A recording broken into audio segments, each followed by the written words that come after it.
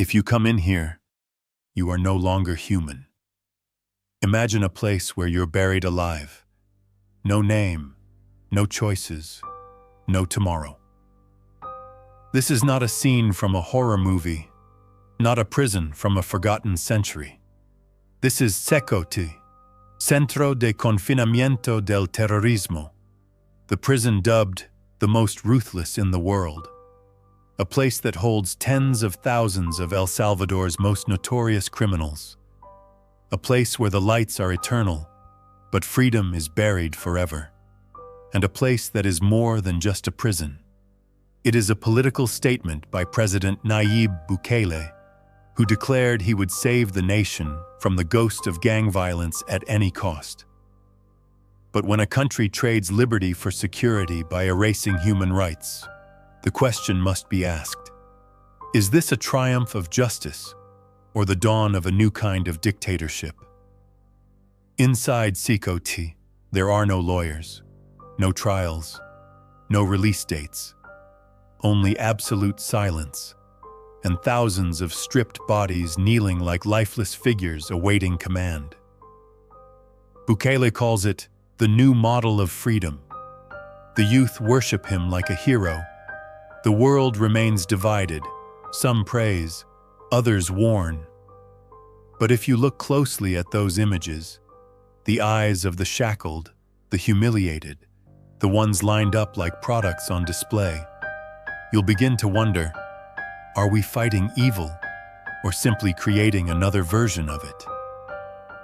This is not a prison. This is a colossal machine, built to crush every trace of resistance.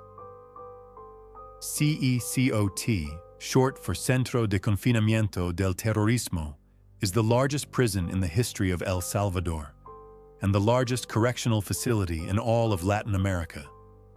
Inaugurated in January 2023, it was built to hold up to 40,000 inmates, equivalent to the population of a small town. But what shook the world wasn't just the numbers. CeCot was constructed in Tecoluca, a remote, isolated area surrounded by hills and plains, far from any trace of civilian life. No escape routes, no signal, no hope. It has been called a fortress of darkness, where no one walks out with their spirit intact. Its security system has been compared to a multi-layered iron cage. 7 layers of protection, from the outer gate and steel walls to electrified fences, snipers, and biometric scans. AI-powered surveillance cameras monitoring 24/7, detecting every micro-movement, even a glance. Heavily armed special forces equipped with tasers and bulletproof armor, patrolling every corridor. And inside, interlocking auto-lock doors, breaking the prison into isolated dead zones. Drone footage of the facility reveals no greenery, no gardens, no shadows of freedom, only gray, white, concrete, steel, a cold heart pulsing in the middle of a burning land. CeCot doesn't just imprison the body, it imprisons the mind. And it sends one message loud and clear: if you're a criminal, you disappear from this world. There are no human rights for murderers. Nayib Bukele, President of El Salvador.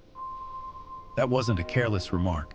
It was a declaration, a strategy, and it became the foundation for CeCot, the mega prison, built not only to lock up criminals, but to reshape the fate of an entire nation. El Salvador, before the Bukele era, a tiny country in Central America, once the murder capital of the world, where homicide rates soared beyond 103 per 100,000 people. Gangs ruled the neighborhoods, extorted businesses, and executed civilians in broad daylight. Courts were powerless. Police were bought. Citizens had to ask criminals for permission to live. Cut to Bukele speaking at the United Nations. Today I'm here to tell you, ese debate se acabó. That debate is over. We are no longer the capital of death. Today, El Salvador is a model of security. New York, September 19th, 2023. And to get there, he chose a path of zero tolerance. The mano dura policy, an iron fist, enforced through actions that shocked the world. A state of emergency extended over a year, suspending civil liberties. Over 60,000 arrests, mostly members of MS-13 and Barrio 18 gangs. And the climax, the creation of CeCot, a prison designed to be a living tomb for those who once spread death. Footage. Bukele posting a video on Twitter, voiceover. We just transferred the first 2,000 gang members into CeCot. This will be their new home, where they'll live for decades, without being able to do any more harm to our people. Nayib Bukele, February 24th, 2023. Visual, shaved head inmates, hunched over in lines, handcuffed, expressionless. Dark, heavy background music, cold metallic door clanging shut. But not everyone agrees. International human rights organizations condemned El Salvador for severe rights violations. CeCot has been compared to a medieval dungeon. Inmates held without trial. No visits. No sunlight. And President Bukele? He stands unshaken. Speech at a police graduation ceremony, April 2022. If the gangs keep killing, I swear before God, they won't get even a single grain of rice. And if international organizations love these criminals so much, they can come and take them. Nayib Bukele. And the result? Crime has plummeted. Streets that once echoed with gunfire are silent. For the first time, people can walk outside at midnight without fearing death. It's a victory, but a victory paid for with freedom, with justice, with human rights. CeCot is not just a prison. It is a political symbol of a government that chose power over mercy, absolute control over democratic balance. The real question is, are we witnessing a country being saved, or a democracy slowly being strangled? There is no night, no day, only white light pouring from a concrete ceiling, and a silence that suffocates. CeCot is unlike any prison you've ever seen. There are no yards, no library, no outdoor time. It is a machine of absolute confinement, where even the mind is locked away, not just the body. We are not allowed to speak. No mirrors, no spoons. We eat with our hands, sleep on the floor, and stay awake all night because the lights never go out. Here, even your thoughts are not free. A single wrong glance, and they'll drag you away. Imagine living in a place where every sense is controlled. No sound, no color, no time, no human connection.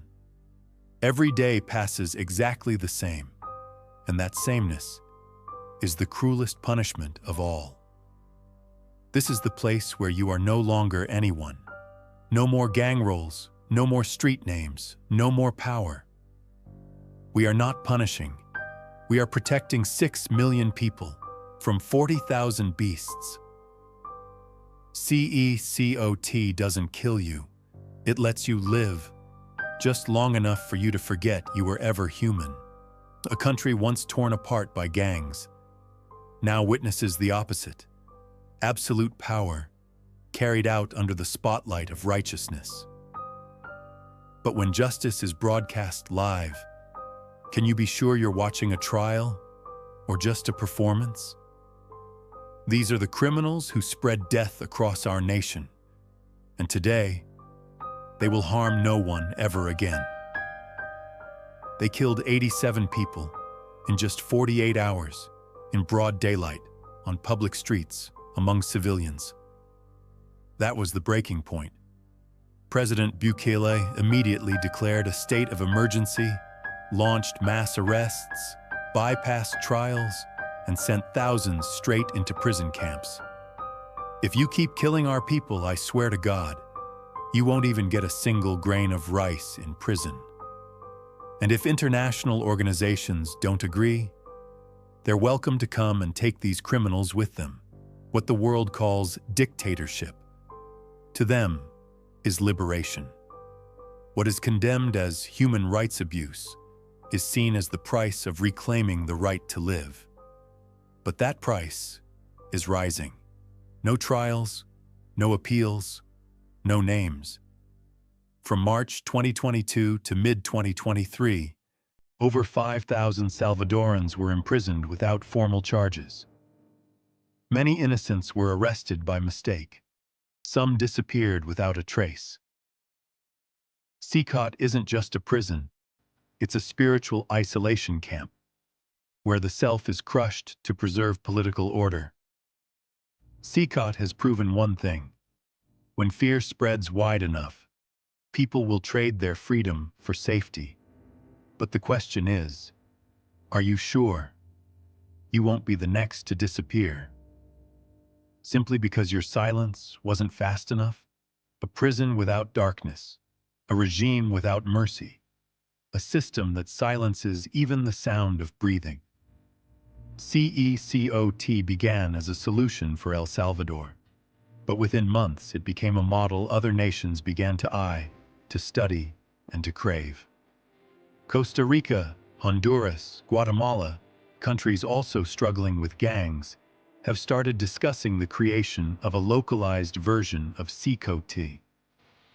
Ecuador, following a deadly wave of prison riots in early 2024, officially reached out to El Salvador's government to learn its anti-gang strategy. Even in the United States, as immigration-related crime surges, some far-right politicians have begun praising CeCot as a perfect model of control. U.S. Congressman, 2024 congressional hearing. Imagine applying CeCot to the Mexican border.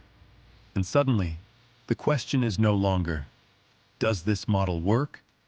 But rather, how far will the world go before realizing it's locking the front door to hell? Because if someone can be imprisoned without trial, if your name can be erased from the system with a single line of code, if silence itself is treated as proof of guilt, then what difference remains between a prison and the world outside? CeCot is a black mirror, and once humanity stares into it for too long, will we still recognize ourselves? No more fences, no more guards, but that gaze feels like you're staring into your own future. CeCot is not just a prison, it is a symbol of order, of power, of the belief that evil can be eradicated with steel and control. But like all symbols, it carries cracks that time will not easily conceal.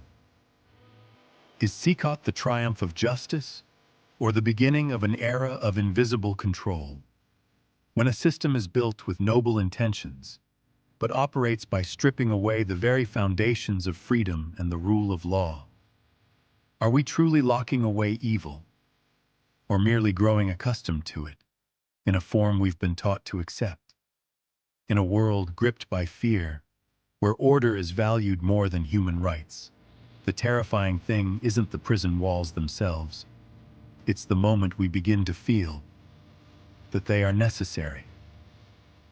Truth does not only live behind the bars, it lives in the way we look at those bars, and the names we choose to call them.